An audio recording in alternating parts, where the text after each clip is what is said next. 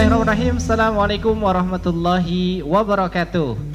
Apa kabar anak-anakku sekalian, siswa kelas 7 SMBT Taqiyah Rasyidah. Alhamdulillah di pertemuan kali ini bertemu lagi dengan Ustadz Syafi'i di mata pelajaran prakarya. Baik, teman-teman semuanya, kita akan belajar apa saja di pelajaran prakarya untuk kelas 7. Pada dasarnya di pelajaran kelas 7 prakarya dibagi menjadi 4 tema besar ya. Tema yang pertama adalah kerajinan, yang kedua tentang rekayasa, kemudian yang ketiga budidaya, dan yang terakhir adalah pengolahan ya. Nah, hari ini kita akan belajar untuk kerajinan. Nah, kerajinan sendiri dibagi menjadi 2 bab. Bab yang pertama tentang kerajinan dari bahan serat alam, dan yang bab kedua nanti kerajinan dari tekstil. Nah, yang pertama kerajinan dari bahan serat alam ya. Apa itu serat alam?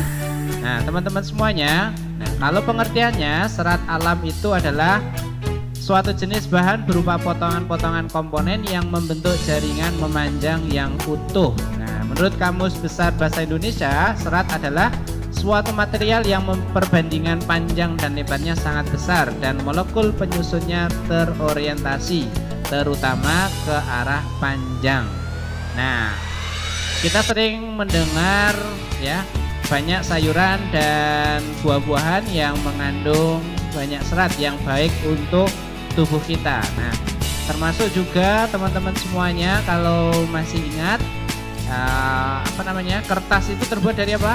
Dari serat kayu ya. Nah, ini yang dimaksud dengan serat. Nah, kemudian yang selanjutnya jenis dan karakteristik bahan serat. Itu ada apa saja? Kalau kita gali, ternyata serat itu ada dari serat tumbuhan, ada serat dari hewan, dan juga ada serat dari molekul.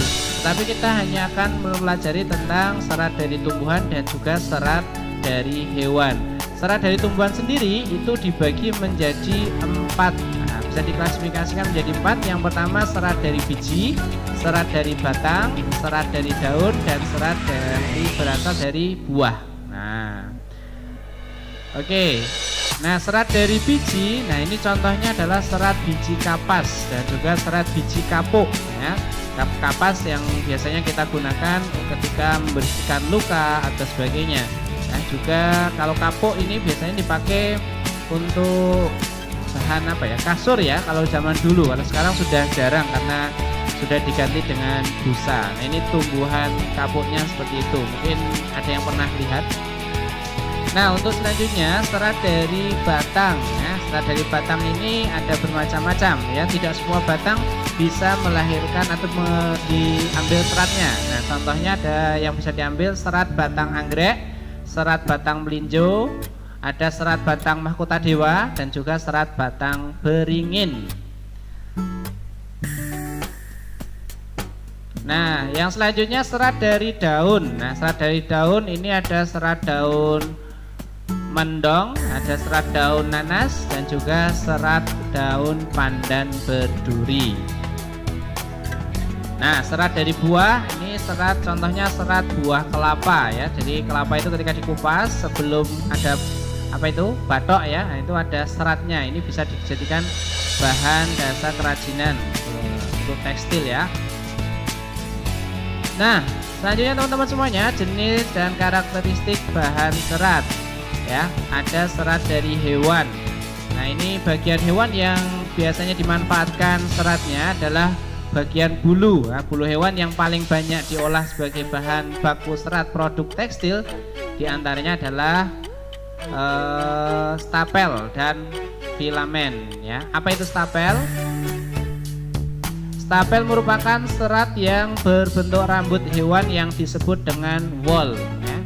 Ini contohnya domba, alpaka, unta, dan sebagainya. Nah, ini kita sering juga dengar ada kain wool. Nah, ini diambil dari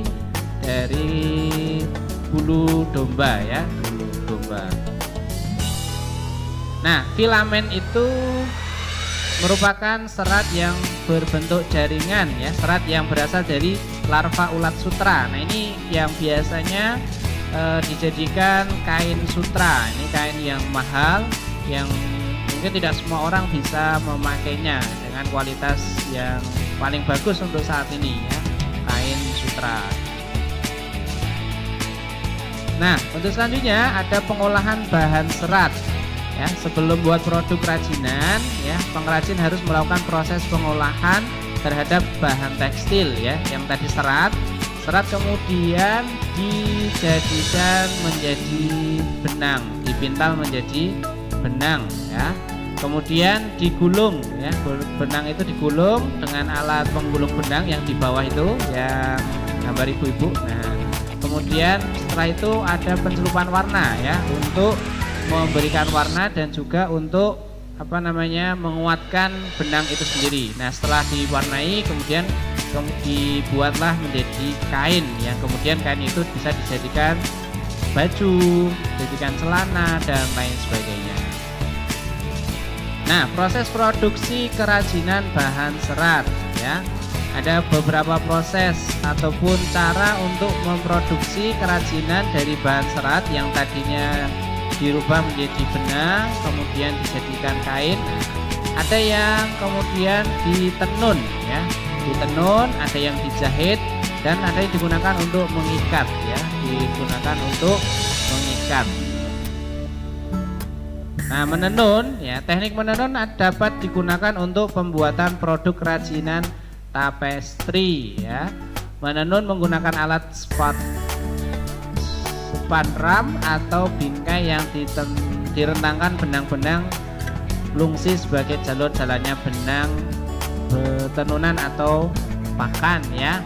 Ini kayak semacam kerajinan dari kain tapi yang pakai benang yang besar-besar itu loh ya, gitu. Kemudian menjahit ya, tidak asing ya, menjahit ada dua cara, bisa menggunakan mesin jahit, bisa juga menggunakan tangan, cara manual ya. Ada juga mengikat ya, mengikat teknik menyatukan dua benang atau lebih membentuk ikatan yang diinginkan. Mengikat dapat pula diartikan menyatukan helaian kain yang satu dengan lainnya menggunakan alat pengikat untuk membentuk pola tertentu. Nah, kemudian teman-teman semuanya, produk dan proses kerajinan bahan serat ini harus diperhatikan. Ada 5 syarat ketika teman-teman mau membuat produk kerajinan dari bahan serat alam. Nah, yang pertama adalah kegunaannya, yang kedua kenyamanan, yang ketiga keluasan, keempat keamanan, dan yang kelima adalah keindahan. Kita kupas satu-satu. Nah, kegunaan ya, benda kerajinan harus mengutamakan nilai praktis, yaitu dapat digunakan sesuai dengan fungsi dan kebutuhan. Contohnya mangkok untuk wadah sayur ya, kerajinan membuat mangkok untuk wadah sayur bisa digunakan. Yang kedua kenyamanan ya, benda kerajinan harus menyenangkan dan memberi kenyamanan bagi pemakainya. Contohnya ketika membuat cangkir ya, didesain ada pegangannya biar lebih nyaman, bisa digunakan lebih mudah. Yang ketiga keluasan atau flexibility ya. Benda kerajinan harus memiliki keserasian antara bentuk dan wujud benda dengan nilai gunanya. Nah, contohnya ketika membuat sepatu ya harus disesuaikan dengan ukuran kaki ya. Selanjutnya keamanan ya. Jadi membuat benda kerajinan itu juga harus memperhatikan keamanan atau safety ya. Benda kerajinan tidak boleh membahayakan pemakainya ya. Contohnya piring dari serat kelapa harus mempertimbangkan komposisi zat pelapis pewarna yang dipakai. Nah, jadi harus aman ya, tidak boleh membahayakan. Yang terakhir dari sisi keindahan atau estetikanya ya, benda yang indah mempunyai daya tarik lebih dibanding benda yang biasa-biasa saja ya. Keindahan sebuah benda dapat dilihat dari beberapa hal, diantaranya bentuk, hiasan atau ornamen dan bahan bakunya. Jadi kerajinan dari bahan serat alam kalau dulu orang-orang dulu menggunakan untuk kebutuhan sehari-hari, sekarang sudah beralih untuk ya hiasan, untuk keindahan dan sebagainya. Mungkin itu teman-teman semuanya untuk pelajaran prakarya hari ini. Kita lanjutkan di pertemuan selanjutnya. Semangat dan juga selamat berkarya. Nanti kita akan praktek membuat bahan kerajinan dari serat alam ya. Kita lanjutkan di pertemuan selanjutnya. Terima kasih. Assalamualaikum warahmatullahi wabarakatuh.